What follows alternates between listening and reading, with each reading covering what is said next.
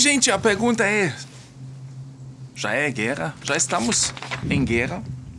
Estamos vivendo uma convulsão com a guerra no horizonte.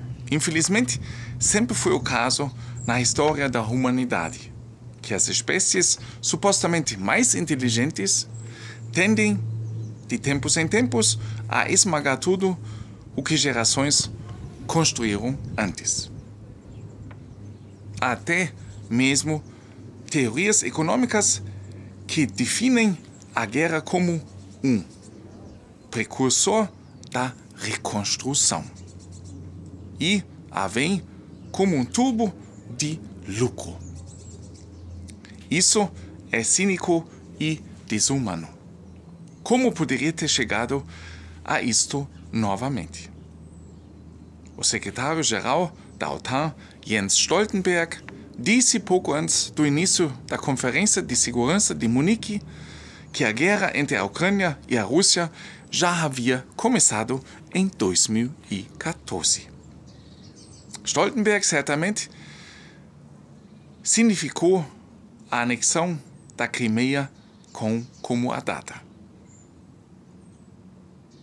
O ministro das Relações Exteriores russos, Sergei Lavrov, disse então que a guerra havia começado com o golpe de Estado contra a Maidan, orquestrado pelo Ocidente segundo a leitura russa, e a perseguição de Kiev contra o grupo de etnia russa. Esse debate é relevante sob o direito internacional e historicamente interessante. É significativo para o presente e o futuro imediato, pois os líderes políticos do Oriente e do Ocidente concordam que a Europa está em estado de guerra há 9 anos. Portanto, parece que estamos vivendo segundo o lema: imagine que há uma guerra em curso e ninguém percebe. Em tal situação, é preciso agradecer ao à ministra das Relações Exteriores, Annalena Baerbock. Sua declaração de que estávamos travando uma guerra contra a Rússia e não um contra o outro não é uma declaração formal de guerra. No entanto, a audiência foi subitamente informada do que está acontecendo na mente daqueles que ocupam posições políticas de responsabilidade. A maioria dos políticos europeus provavelmente tem uma mentalidade semelhante. Imagine que há uma guerra, mas não sabemos quem está contra quem. Ou, então, não dissemos. O jogo de esconde-esconde está sendo jogado por todos os lados. Os russos marcharam para a Ucrânia como homenzinhos verdes, sem insígnias nacionais. A União Europeia chama seu baú de guerra de instalação de paz. Nos Estados Unidos, um debate feroz surgiu sobre seus muitos balões que apareceram de repente poderiam talvez ser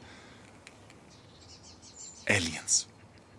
Uma porta-voz do Pentágono, em resposta a uma pergunta sobre isso, disse com uma cara séria que não poderia descartar nada nesse momento. Se a queda de uma bomba nuclear também pode ser disfarçada de bandeira falsa, a vontade ainda não foi testada na história.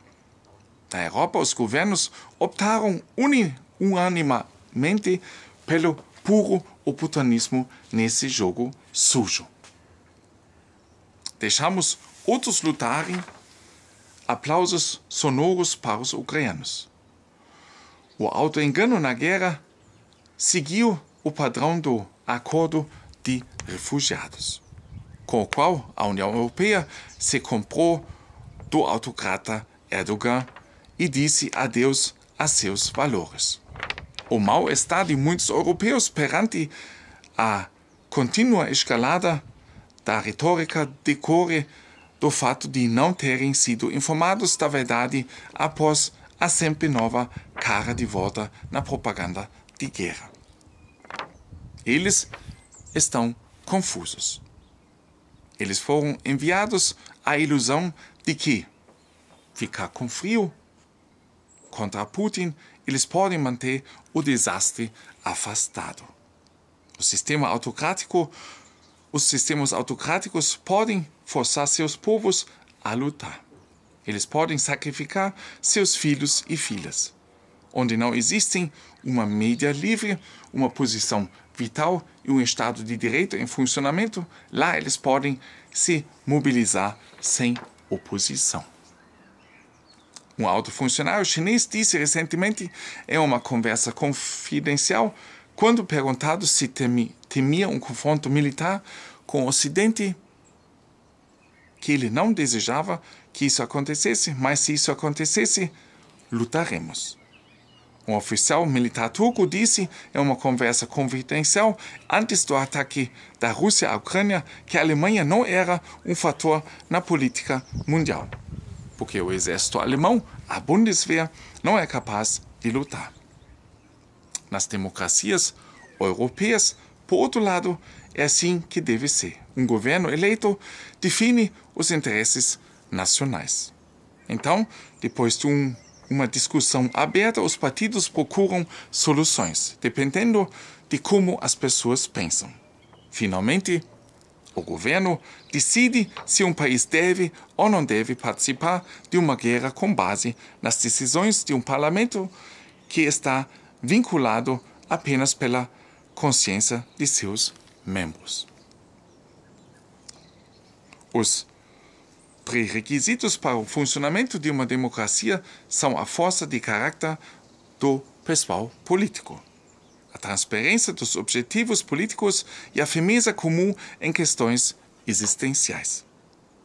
Os valores europeus são a antítese histórica da guerra, nossas armas com as quais podemos criar a paz.